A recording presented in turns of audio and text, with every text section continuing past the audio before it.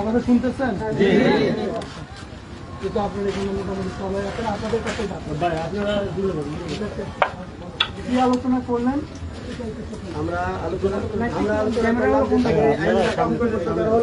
তাকে 48 ঘন্টা সময় দিয়েছে গ্রেফতারের জন্য, আমরা গ্রেফতারের দাবিতে মিছিল করছি। এবার আমি আপনাদেরকে, আমরা আইন শৃঙ্খলা বাহিনী আমরা কি কাজ করেছি, পুলিশের সহায়তায় পুলিশ কি কাজ করেছে, সেই জিনিসটা আপনাদের শুনতে চাই। আপনাদেরকে ক্ল্যারিফিকেশনের জন্য আমাদের জানা দরকার 3-4টা জিনিস আমি ক্ল্যারিফাই করব। আচ্ছা আচ্ছা, 3-4টা জিনিস আমি ক্ল্যারিফাই করবো। প্রথম জিনিসটা হচ্ছে আমরা কি করছি। আমরা অলরেডি আমাদের আপনাদের যিনি ভিকটিম আছেন উনি অলরেডি কেস করেছেন থানায়, আমরা তার সাথে কথা বলেছি। যে 3 জন ছিল আমরা তাদের আপনারা যে 3 জন ছিল তাদের মধ্যে আমরা 2 জনকে আমরা আইডেন্টিফাই করতে পেরেছি, 2 জনের বাসা আমরা আইডেন্টিফাই করতে পেরেছি ওনার সহায়তায়। আমরা 2 জনের বাসায় গিয়েছি, বাসায় যাওয়ার পরে আমরা দেখেছি যে আমাদের বাসায় ওনারা কেউ নেই, একজনের বাসায় কেউ নেই, আরেকজনের বাসায় উনি নাই, বাট ওনার ওয়াইফ, ছেলে মেয়ে তারা, তো ছেলে মেয়ে এবং ওনার ওয়াইফ অলরেডি থানাতে ওনাদেরকে দেখা হয়েছে, ওনারা এসেছেন এবং আমরা ওনার গ্রুপে আমরা বিভিন্ন জায়গায় আমরা পোস্ট করছি ওনাদের পাওয়ার ব্যাপারে, সোজা বাংলায় আসামি ধরার ব্যাপারে, যেটার দাবিতে আপনারা ইয়ে করছেন। এখন আসছি 48 ঘন্টা, 45 ঘন্টা, 60 ঘন্টা, 64 ঘন্টা ডিউটিটা আসছে, ডিপেন্ড কিভাবে ওনার মোবাইল আমরা লাস্ট এটা 3টার সময় আমরা ধরে নিচ্ছি যে 3টা ফাইন, আমরা আরো কথা বলতেছি চেষ্টা করছি। আমরা অলরেডি কালকে এসে আছেন, ওনার সাথে কথা বলে এসেছি, ওনারাও নিশ্চয়ই স্টেপ নিচ্ছেন, নিশ্চয়ই অ্যাকশন নিচ্ছেন আসামিকে ধরার। তাহলে 3 নম্বর মানে আপনারা আইন শৃঙ্খলা বাহিনীর কার্যক্রম সম্পর্কে এখন ওয়াকিবহাল হয়েছে। এখন আর কোনো প্রশ্ন হচ্ছে আইন শৃঙ্খলা বাহিনী কি করছে তার ব্যাপারে আমরা এটা দ্রুত, আমরা চাই যে যত দ্রুত থেকে সম্ভব সারা দেশের মানুষ তাকে আছে আপনাদের দিকে, এমনকি সারা পৃথিবীর প্রায় 200 কোটি মুসলমান তাকে আছে। এই ঘটনার দেশের মধ্যে সীমাবদ্ধ নেই, ঠিক আছে? আপনার কনসার্ন আমি বুঝতে পেরেছি। আমরা জিনিসটাকে অনেক মানে এটাকে বলে না যে প্রতিরঞ্জিত করে ফেলি। ঘটনা ঘটেছে, এত অতিরঞ্জিত হয়ে যাওয়ার কোনো ছোট বিষয় না, ছোট না, কিন্তু ছোট না।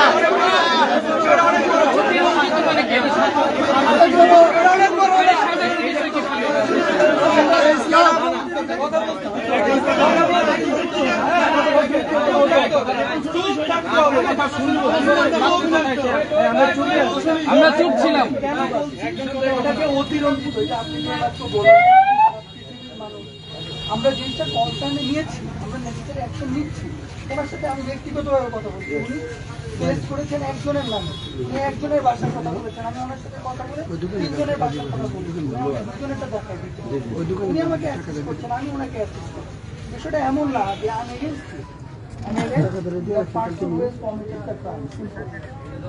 এতটুকু পর্যন্ত পরিষ্কার।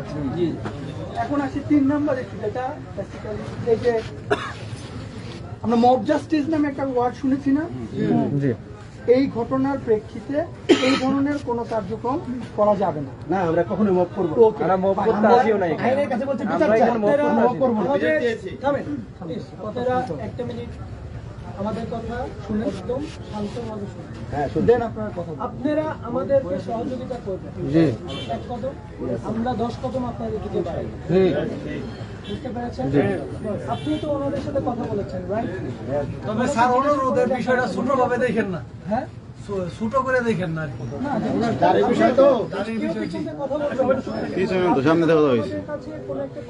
এসেছিলেন আপনাকে কি আমরা কোনোভাবে কম গ্রহণযোগ্যতার সাথে নিয়েছি, এরকম কিছু হয়েছে? না হয়েছে। আপনি যখন কমপ্লেন দিয়েছেন আমরা সাথে সাথে রিঅ্যাক্ট করেছি, রাইট? এবং আপনারা যেটার জন্য আসছেন মেজর রাফি স্যার আপনাদেরকে সেই বিষয়টাই সম্পর্কে অবগত করেছে, রাইট? আমরা চেষ্টা করছি আপনারা সহযোগিতা করলে আমাদের জন্য কাজ করাটা আরো সহজ হবে। আমার কথা বুঝতে পেরেছি? আমরা আপনাদের জন্য কাজ করতে চাই, আমরা সাধারণ মানুষের জন্য কাজ করতে চাই। দিস ইজ আ ক্রাইম, যেটা হয়েছে ভুল হয়েছে, ঠিক হয় না। আমার কথা বুঝতে পেরেছেন? আমরা কেউ একবারও বলছি না যেটা হয়েছে 100% এটা ভুল হয়েছে। আমার কথা ক্লিয়ার? আমাদের অবস্থান ক্লিয়ার? এবং এই ভুলটাকে ঠিক করানোর জন্য আইনত যে সকল পদক্ষেপ নেওয়া প্রয়োজন, আমরা সেই সকল পদক্ষেপ আমাদের যথাসাধ্য দ্রুততার মধ্যে আমরা নিচ্ছি। আপনারা ক্লিয়ার? এখন কোনো ডাউট? এখন যে জিনিসটা একটু গুরুত্ব সহকারে শুনতে হবে সেটা হচ্ছে ইট মারলে পাটকেল খেতে হয়। এখন ওই পাটকেলে আপনারা যেতে পারবেন না, আপনাদের যাওয়া উচিত হবে না। না আমরা আপনাদের শরণাপন্ন হচ্ছি। তো আপনারা যেহেতু শরণাপন্ন হয়ে থানায় পর্যন্ত যেতে চাচ্ছিলেন, তার আগে আপনাদের কাছে এসে আপনাদের জিনিসপত্র আমরা খোলাসা করে বললাম যে আমরা কি ধরনের কার্যক্রম করছি, কি ধরনের স্টেপ নেওয়া হয়েছে এবং পুলিশ প্রশাসন কি ধরনের স্টেপ নিচ্ছে। বুঝতে পেরেছেন? এখন আসি যে এটার প্রেক্ষিতে যদি উল্টা দিক থেকে যদি কোনো কিছু হয়, এটাকে আপনারা একটা ফেয়ার ওয়ার্নিং হিসেবে নিতে পারেন।